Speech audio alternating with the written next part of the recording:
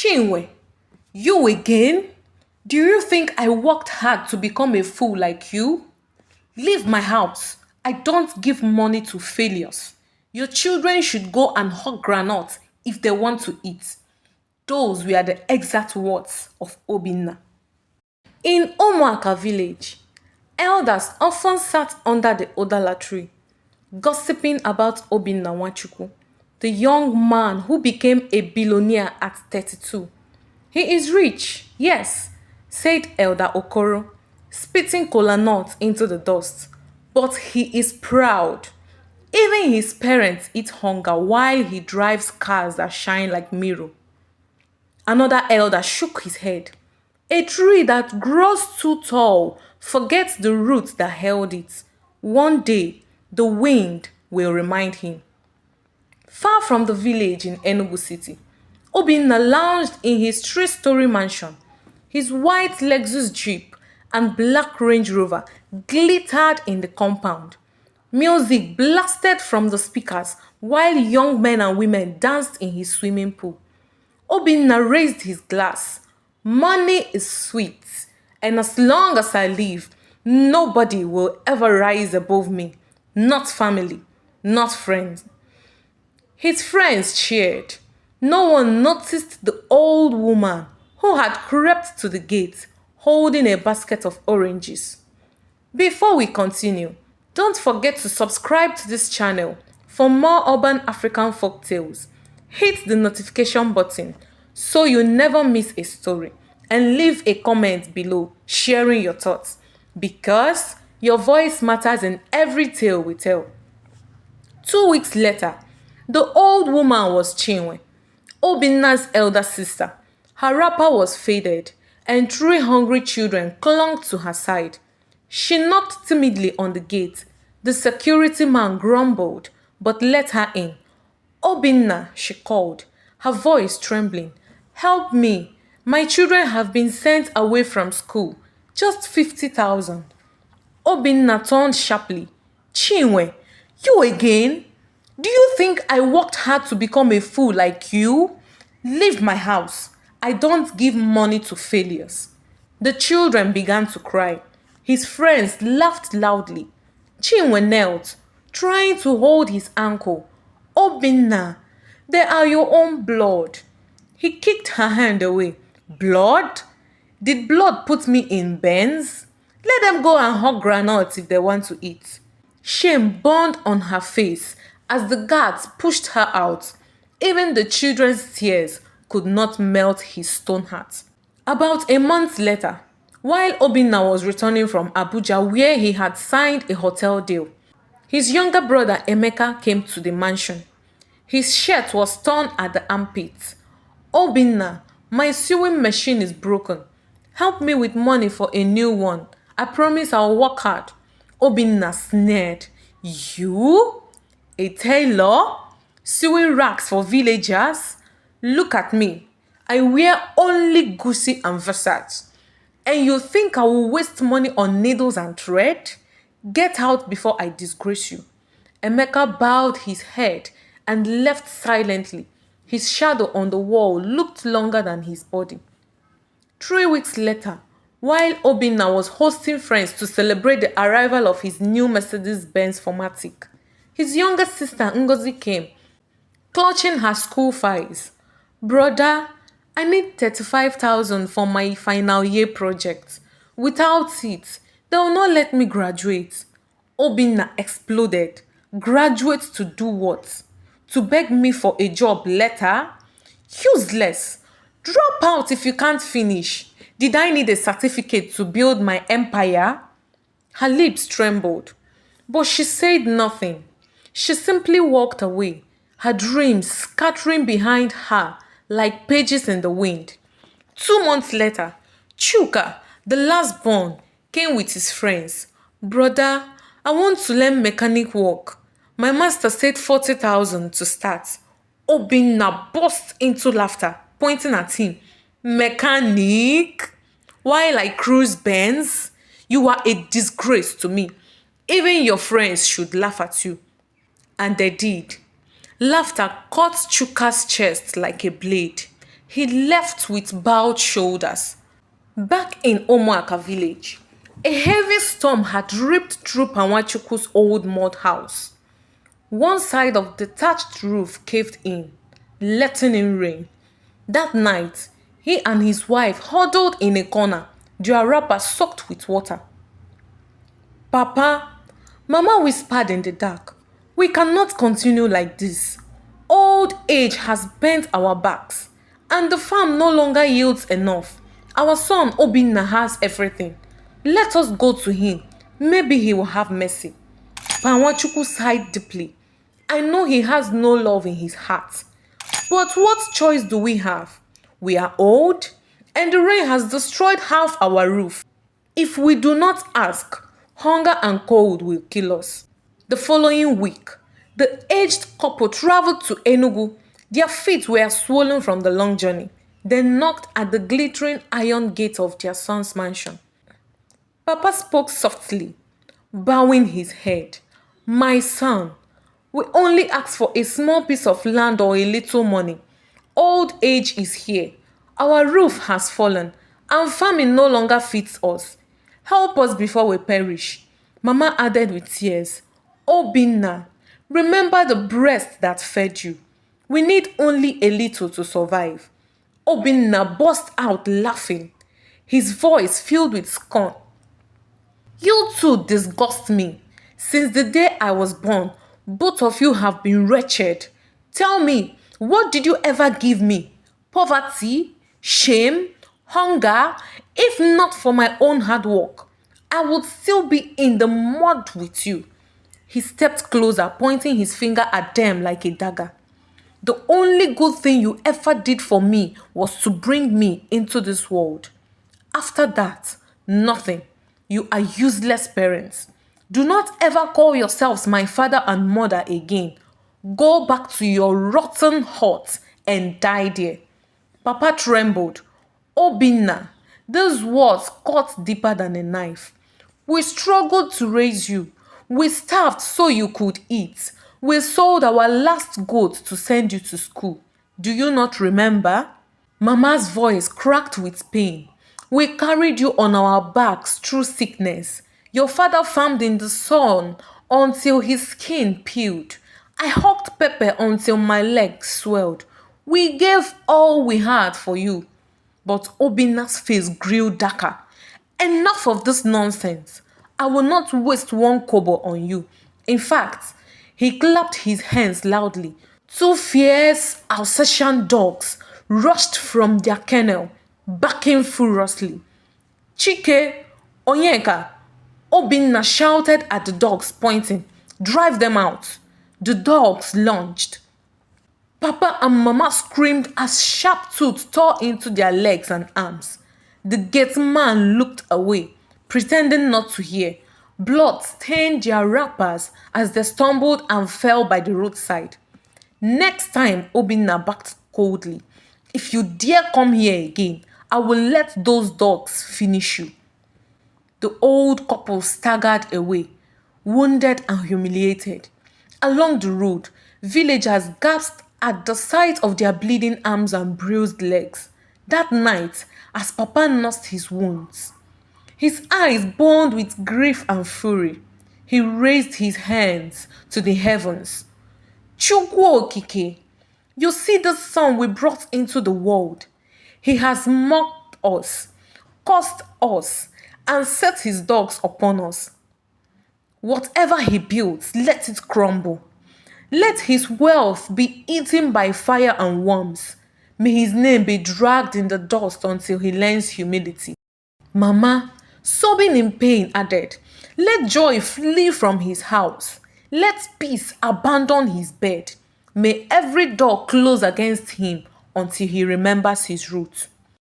The villagers gathered at Panwachukwu's hut as he groaned in pain from the dog bites. Mama sat weeping, her wrapper soaked with blood and tears. Old Mami Forma, the oldest woman in the village, raised her hands to the sky and cried, Chukwu, what abomination is this? A child who sent his parents away in shame has poured ashes upon his own head. Panwachuku, trembling with rage, declared before the crowd, "From this night, my son Obinna shall never know peace in his wealth. The riches he values more than family will scatter like dust in the wind. His pride will be his grave." The villagers shouted in unison, "Ise." Unbeknownst to them, one of Obinna's boyhood friends, Emeka, who still lived in the village, was present. The next morning, Emeka traveled to Enugu for business and went straight to Obinna's mansion. "Obinna," Emeka said, lowering his voice, "I was there last night. I saw your father bleeding. I heard his words. He cursed you in front of the whole village. He said your wealth was scattered." Obinna froze. For a moment, his face drained of color. Then he backed. "Nonsense! Who cares about the mutterings of a dying old man? Do you know how much I have in my account? Do you know how many cars I own?" Emeka shook his head sadly. "A curse from parents is heavier than gold. Obinna, be careful." But Obinna only laughed bitterly. "Leave my house before I add you to the list of beggars who annoy me." 3 nights after his parents left bleeding, Obinna lay on his king-size bed, tossing restlessly. Though his air conditioner hummed and his silk sheets smelled of perfume, sleep abandoned him. Each time he closed his eyes, he saw his parents' wrinkled face, their cries, and the flash of blood. He sat up angrily. "Nonsense! Their curses can't touch me. I am Obi Nwa Aba. My money is stronger than their words." But deep in his chest, unease settled like a stone. 3 months later, a container worth 500 million naira arrived at Lagos port. It was filled with imported electronics. But custom officers stormed the warehouse, declaring the goods fake. "Seize everything," shouted the officer. Obinna ran from one office to another, waving brown envelopes of bribe money. But nothing worked. The goods were auctioned off. He lost everything. His accountant whispered, "Oga, maybe this is spiritual, oh." "Shut up," Obinna backed. "This is just bad luck." 2 weeks later, tragedy struck. One of his luxury buses carrying passengers from Enugu to Abuja collided with a truck. 12 people died instantly. Newspapers screamed, "Obi Nwa Aba's transport company in tragedy." Families of the victims gathered outside his office, crying and demanding justice. "Give us compensation. Bring back our children." Obinna shouted back, "Go to the government. Accidents happen every day." But lawsuits began pouring in. His once proud company name was dragged in the mud. During the crisis, Obinna called his rich friends for help. They were the same men who drank his Hennessy and lounged in his swimming pool. "My brother, just loan me 20 million. I will pay you back," he begged one of them. The man smiled coldly. "Obinna, things are hard. I cannot help you now." Another friend stopped picking his calls. A third sold his shares in Obinna's hotel behind his back. Obinna stared at his phone, shaking his head. So this is how friends vanish when money fades? That weekend, Obinna went to his favorite nightclub in Abuja, hoping to drown his worries. He ordered bottles of champagne as usual. But when the waiter brought the bill, he realized he had no liquid cash. He whispered, "Put it in my account." The manager shook his head. "Oga, no more credit. Pay or we call security." Humiliation burned his face. For the first time, he left a club quietly, head bowed. A month later, Obinna received visitors at his Enugu mansion. They were not friends, but bank officials. "Mr. Nwachukwu, your loans have piled up. We are here to seize 2 of your properties as collateral." "What nonsense!" Obinna roared. "Do you know who I am?" But the men showed him papers. By evening, the Abuja hotel and one Enugu house were gone. Back in the village, Mama Ngozi collapsed while returning from the market. Her neighbors rushed her to the local clinic. The nurse said softly, "It is stroke. She may not speak again." Lying on the bamboo bed, her lips twisted, her eyes filled with tears, though she could not speak, her heart groaned. "Obinna, my son, see what you have caused." The stress broke Panwachukwu's strength. He lay on a raffia mat, breathing heavily, his neighbors surrounding him. "Papa Obinna, be strong," they pleaded. But he shook his head. "My son's words, they pierced my soul.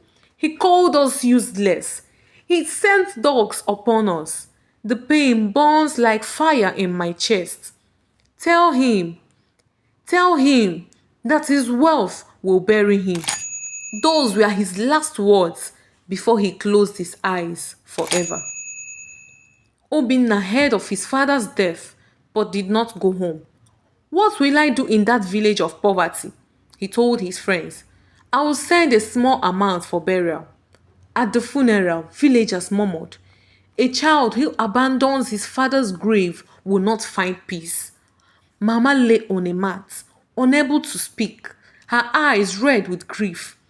That day, the curse grew heavier, unseen but certain. Back in Enugu, Obinna walked through his once busy mansion. The pool was dry, the music speaker silent. His Range Rover was packed with no fuel. He looked at the walls and whispered, "Is this how everything ends? No friends, no family, no peace?"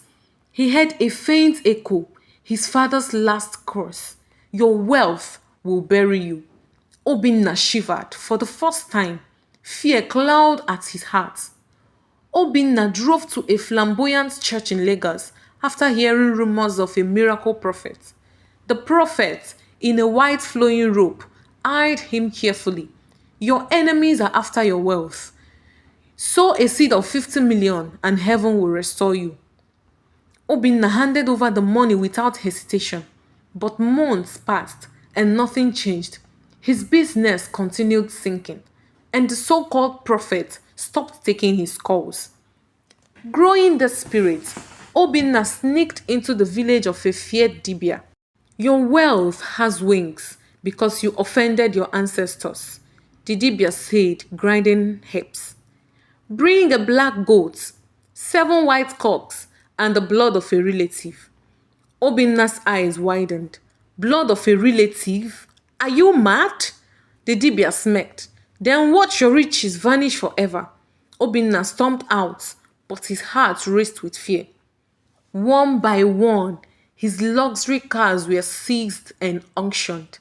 The Range Rover, the Lexus Jeep, even the sleek Mercedes he flaunted in nightclubs were gone. Neighbors whispered as trucks carried them away. "See how the mighty has fallen," they murmured. Obinna shut the curtains, but tears burned his eyes. Months earlier, a poor widow named Mamuju had once begged Obinna for school fees for her only son. He had insulted her, saying, "Let him go hawk pure water. That's the only education beggars like you deserve." Now, as she passed his crumbling mansion, she laughed bitterly. "Chidiebere, God is merciful. The proud man who mocked me now sits in darkness." Her words pierced Obinna deeper than knives. Obinna once commanded meetings where 10 directors sat at his glass table. Now, when he called a meeting, only one junior manager showed up. "Where are the others?" Obinna asked. "They resigned, sir. They've all joined your rivals." Obinna slumped into his chair. His empire was crumbling faster than he could count. Chike, his younger brother whom he once mocked as useless, had managed to start a small poultry farm with help from villagers. When Obinna visited in search of food, Chike met him coldly. "Brother, you once told me I was good for nothing. Now you come to eat the eggs of a worthless man?" Obinna's lips trembled. He turned away, ashamed. At night, The once lively mansion echoed with silence. His swimming pool was covered in algae, the chandeliers were dusty, and his kitchen was empty. Even his house helps had left, muttering, no food, no salary, no light. He sat alone, staring at the shadows, haunted by his father's last look. A former friend invited Obinna to a lavish wedding in Lagos. Thinking it was a chance to reconnect, he wore his last expensive suit. But when he entered the hall, people whispered, "That's Obinna, the fallen billionaire." The host deliberately seated him near the toilet, away from the wealthy guests. Obinna clenched his fists, but swallowed his pride. Out of desperation, Obinna tried politics. He spent his last millions on posters, bribed youths to chant his name, and promised heaven on earth. But on election day, he got only 113 votes. The people laughed. Who would trust a man who abandoned his own parents? Obinna tore his posters in rage. Finally broken, Obinna boarded a rickety bus back to his village. Dust rose as he stepped down, clutching a faded briefcase. The villagers looked at him in shock. Is this the same Obinna who once drove convoys? They whispered. His legs trembled as he approached his mother's hut. Inside, Mama Ngozi lay weak from stroke, her lips twisted, her body frail. Obinna knelt beside her bed and wept bitterly. Mama, forgive me, please. Remove the curse. Her eyes filled with tears, but her lips could not speak. The silence crushed him more than any insult. Obinna stepped into his mother's hut and almost staggered. The roof surged where rain had battered it. Mats were spread on the floor instead of furniture, and a smoky lantern flickered weakly. The smell of medicine leaves filled the air. His chest tightened. So this is how they lived while I wasted money on champagne?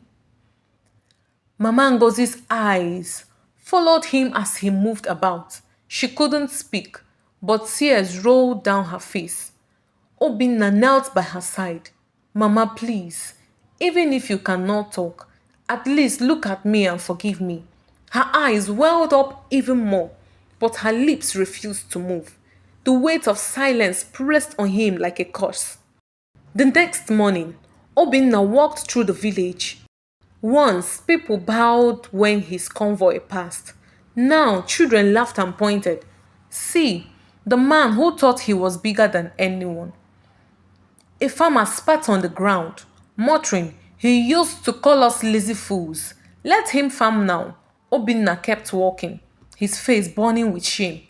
Out of hunger, Obinna went to Mamuju's store. She was the widow he once mocked. "Mamuju, please can I buy food on credit? I'll pay you later." Mamuju folded her arms. "Credit? You, Obinna. When I begged you for school fees, you called my son a pure water seller. Now see your pride has reduced you to begging for Gary." Obinna lowered his head, too ashamed to reply. But out of pity, Mamuju gave Obinna Gary on credit, just to teach him that she is way better than him at heart. Back in the hut, Obinna lit a candle and stared at the empty pot. His stomach growled painfully. "Mama, forgive me," he whispered, holding her frail hand. "If only I had listened." He lay on the cold floor beside her bed, unable to sleep. Rats squealed past, mocking his former wealth. His childhood friend, Emeka, came to visit. "Obinna, I warned you when your father cursed you. You laughed at me. Now the curse is alive. The only thing that can free you is your mother's forgiveness." Obinna grabbed Emeka's hand desperately. But she cannot speak. How will she remove it? Emeka sighed. "Then pray she regains her strength. Otherwise your downfall will never end." Obinna visited Chike's poultry farm again. "Brother, please, I need eggs for Mama. She hasn't eaten." Chike glared at him. So you finally remember her? Where were you when her roof fell? Where were you when Papa died crying? Go and feed her with the bottles of wine you drank in Abuja. He turned his back, leaving Obinna speechless. Unable to hear the whispers in the village, Obinna sat alone by the stream at night. The frogs croaked, and the moon cast a pale light. He clenched his fists. How did I fall so far? I had cars, hotels, millions. Now I beg for food. Is this truly the curse? The cold water lapped against his feet as if answering him yes. One evening, an old Catholic priest visited the village and heard of Obinna's plight. He came to the hut and placed a hand on Obinna's shoulder. My son, arrogance destroys faster than fire. You despised the womb that carried you. Until your mother speaks forgiveness, your suffering will not end.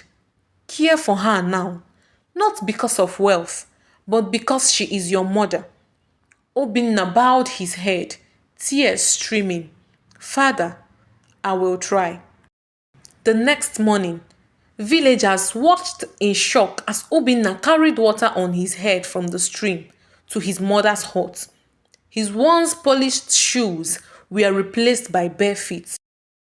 Children giggled. See Obinna, the rich man is now a water boy.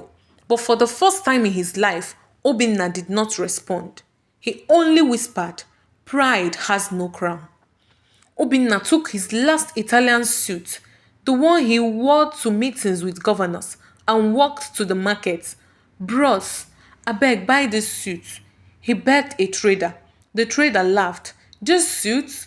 It's too big for me. Now old fashioned. Finally, another man gave him 3,000. Obinna clutched the crumpled notes, his pride bleeding. With the money, he bought gari, palm oil, and vegetables. He cooked for Mama himself, fumbling with firewood. Mama, try it small, he whispered, feeding her gently with a spoon. Her weak eyes softened, and for a moment, he saw love flicker again. Tears slid down his cheeks. At the village square, old men gossiped under the Odala tree. Obinna used to drive convoys. Now look, he carries firewood. Another added, he insulted us farmers. Today he eats what we farm. Their laughter echoed as Obinna passed by with a basket of yams. He bit his lips but said nothing. His younger sister Adeze, who once begged him for money to start tailoring, visited Mama. She stared coldly at Obinna. When I came to you crying for help, you told me to go and sell granuts. Now you sit here like a beggar. Tell me, Obinna, how does it feel? He bowed his head, whispering, Adeze, I was blind. Please forgive me. But Adeze walked out without answering. That night, Obinna remembered his exact words to Adeze years ago. You will never sew anything in your life. Even the blind won't wear what you make. The memory stabbed him. He covered his face with both hands, groaning, God, what kind of monster was I? Mama's hand twitched as Obinna massaged her weak arm. He gasped, Mama, did you just move? Her lips trembled. As if trying to form a word, she groaned softly. Obinna leaped to his feet, shouting, She's getting better. She will talk again. That night, a heavy storm shook the village. Thunder cracked. Rain pounded the leaking roof. Obinna rushed to cover Mama with mats, shielding her from the dripping water. He sat beside her all night, shivering but refusing to sleep. He whispered, I will never abandon you again, Mama. Not even for all the money in the world. The next day, a little boy passed by the hut and shouted, Rich man, come and buy biscuits for me. Other children laughed. Obinna forced a smile, but inside, humiliation burned. He muttered, This is the price of pride. That night, Obinna dreamt of his father. Panwachuku stood tall, wearing white, his face stern.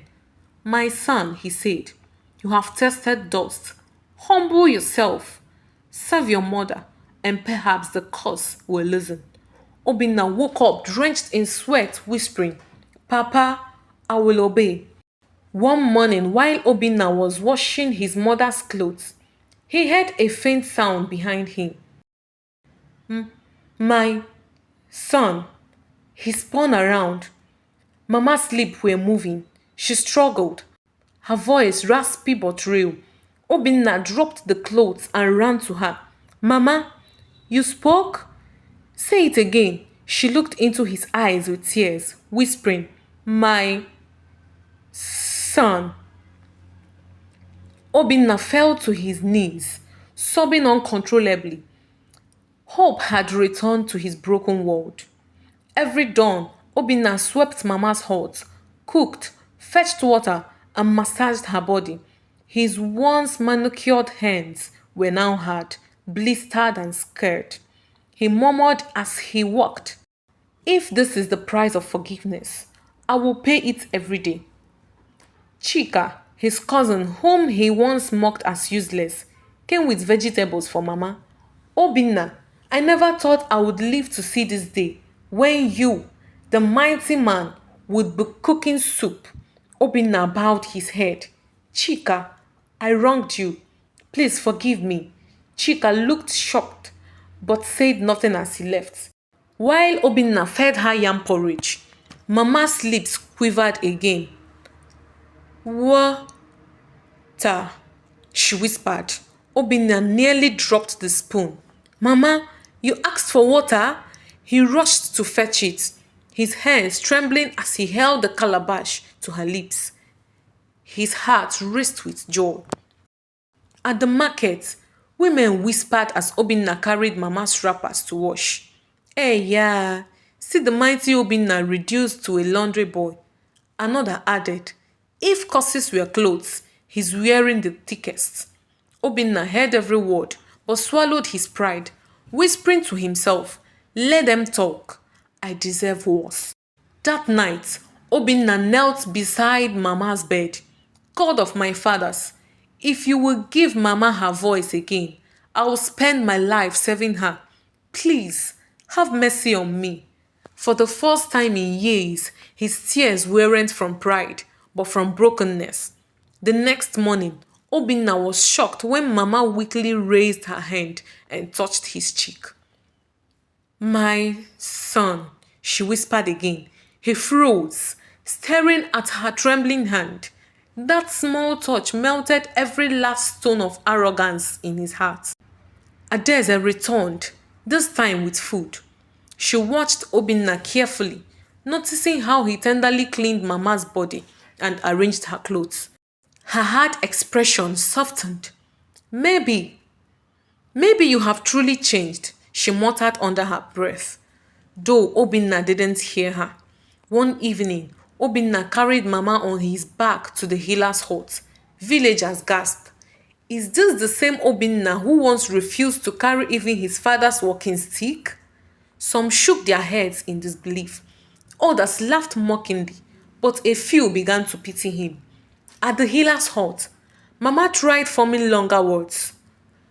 My son, stay, she croaked. The healer nodded. Her tongue is returning, but slowly. Keep humbling yourself. The spirits of your parents are watching. Obinna nodded, tightening his arms around Mama. One evening, as the sun dipped low, Mama's weak eyes met Obinna's. For the first time in months, she smiled faintly.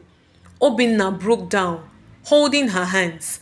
That smile, Mama, it's worth more than all the gold I ever had. She squeezed her fingers gently, though she hadn't spoken. Obinna felt hope rise within him like dawn after a long night. One morning, as Obinna ground pepper outside the hut, Mama called faintly, Obinna, my son.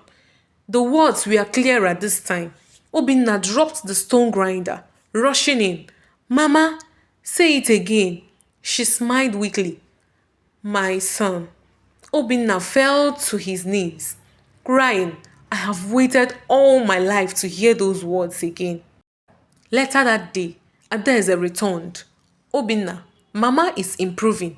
But do you think this erases all the wickedness you did to us? Obinna bowed his head.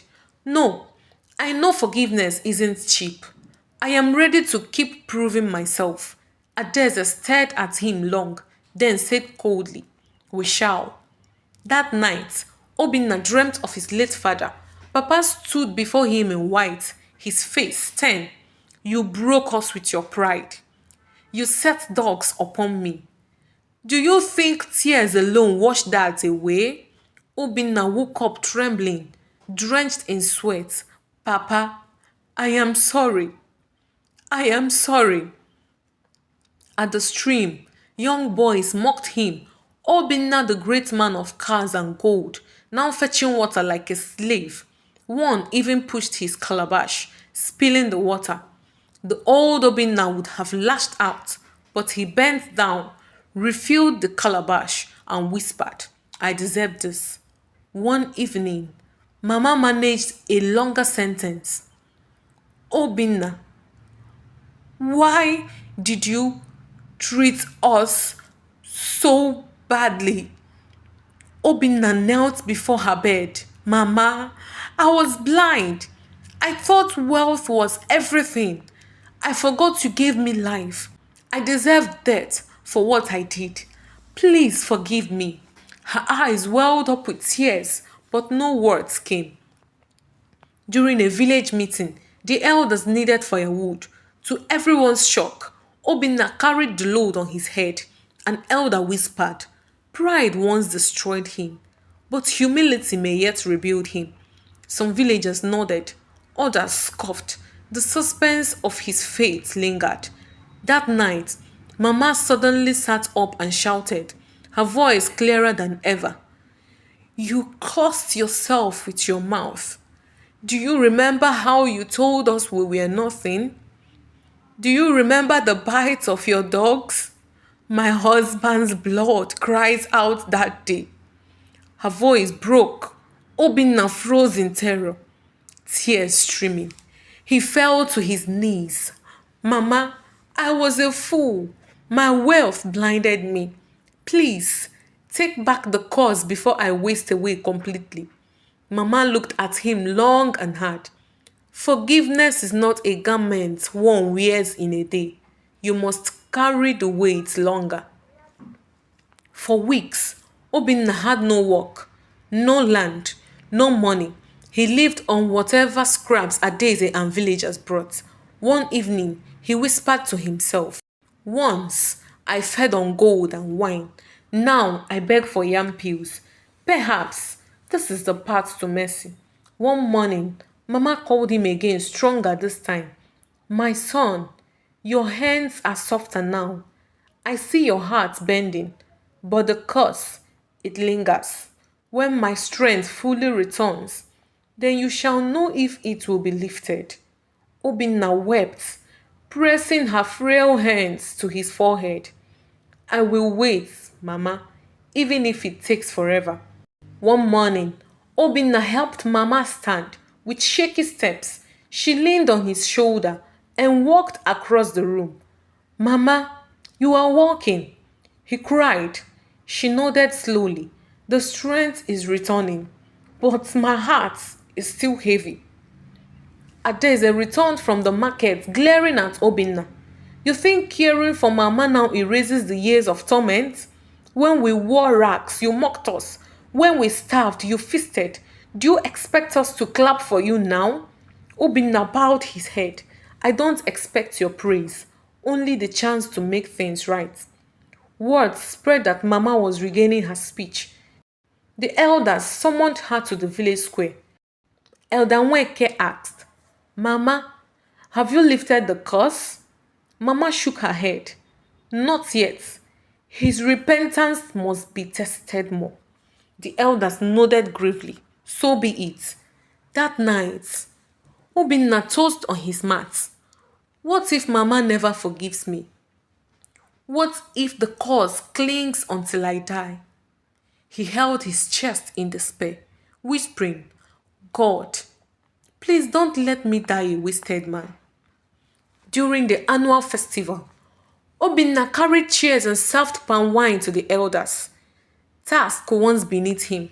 Children pointed, laughing. See Obinna, the great man, now a servant.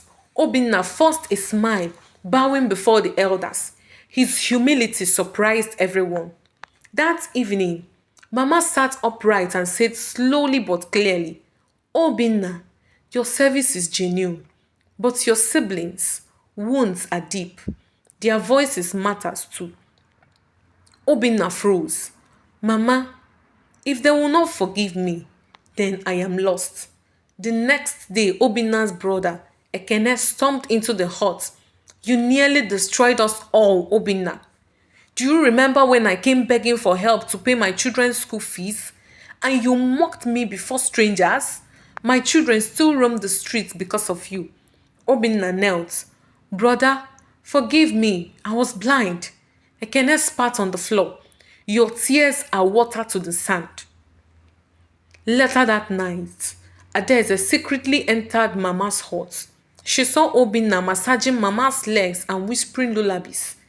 Her eyes softened. Maybe this man is no longer the monster I hated. She left quietly, hiding her thoughts. Mama called Obinna close. My son, your father's spirit still lingers. He's wounded by your words and your dog's teeth until your heart is completely broken. His spirit will not rest. Obinna broke down, crying loudly. Then let my laugh break, Mama. I have nothing left but your mercy. By now, the whole village waited in suspense. Would Mama forgive him? Would the cause be lifted? Some villagers said, his humility is true. Others argued, a snake may shed its skin, but it remains a snake. The story of Obinna's downfall and struggle became the talk of every fire in the night. The elders summoned Mama, Obinna, and his siblings to the village square. Elder Nweke spoke. The time has come. Mama, is your son worthy of forgiveness? The entire village fell silent, every ear straining.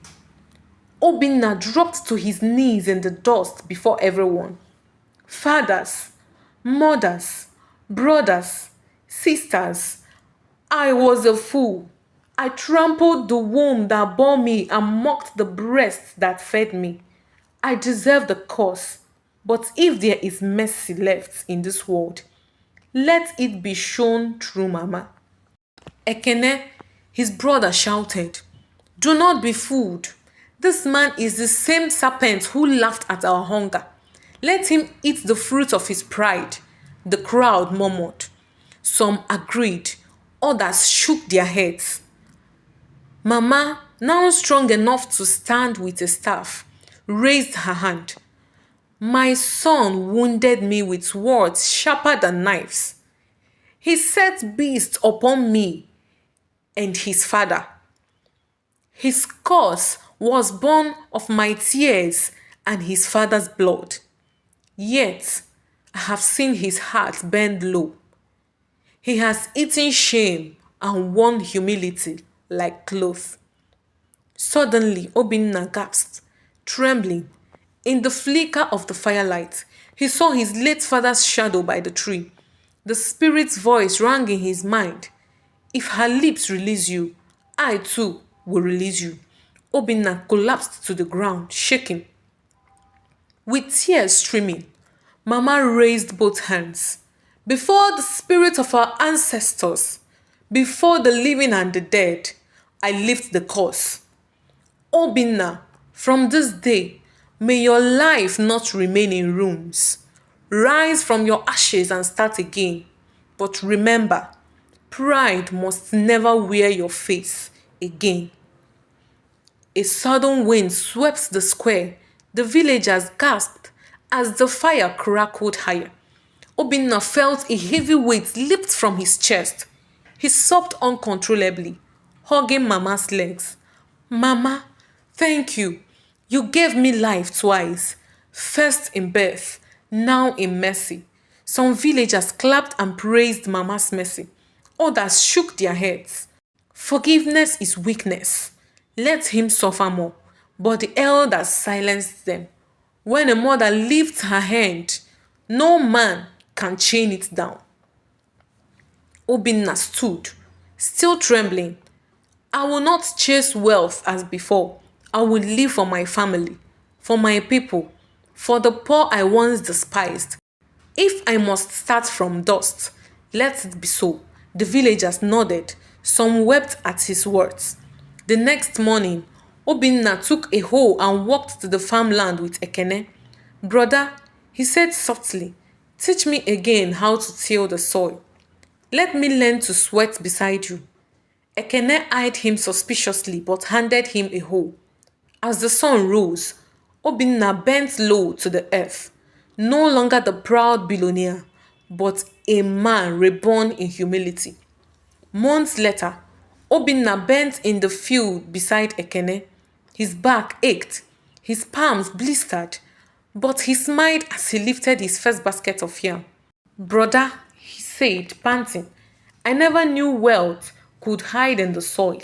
Ekene grunted, but for the first time, he smiled faintly. That evening, Obinna cooked soup and invited his siblings. They ate together in Mama's hut, something that hadn't happened in years. Adeze whispered, this feels like home again. Obinna bowed his head, and may it never be broken by pride again. With the little money he made from farming, Obinna began patching the roof that had collapsed. Villagers passed by, astonished. Once he bought houses in Lagos. Now he mends mud walls in his father's compound. Obinna smiled at their words, hammering on. One morning, Mama stood without help and called out clearly, my children! They all rushed to her, tears of joy flowing. Obinna fell to his knees. Mama, I thank God for restoring you. I will serve you till my last breath. Obinna went to the market, kneeling before the women he once insulted. Mothers, forgive my arrogance. I once mocked your sweat. Now I see you are queens of labor. They murmured, touched. One placed cola in his hand. Rise, son, you have changed. From his modest earnings, Obinna began giving widows small portions of yam and firewood. One widow wept, saying, once you called me lazy, now you clothe me with kindness. May your path be straight. Young men gathered around him, asking how he once made wealth. Obinna told them, pride is a thief. If you gain riches, let humility guard them. Without it, even gold turns to sand. The boys nodded, listening with wide eyes. That night, Obinna dreamt again. His father appeared, calmer this time. My son, your pride buried me, but your humility has lifted me. Live well, and the land will bless you. Obinna woke, tears streaming. For the first time, he felt true peace.